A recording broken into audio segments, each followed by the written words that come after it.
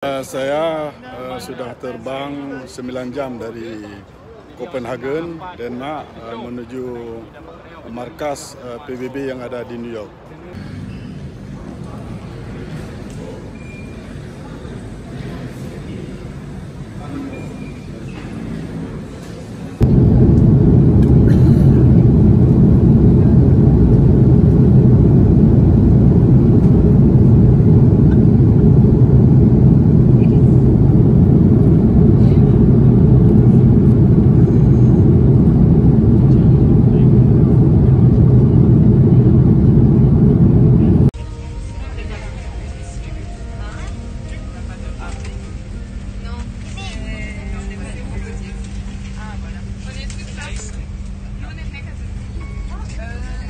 Jadi saudara-saudara tidak harus lagi terbang ke sini karena kemudahan teknologi hari ini. Jadi Anda boleh lihat di WhatsApp,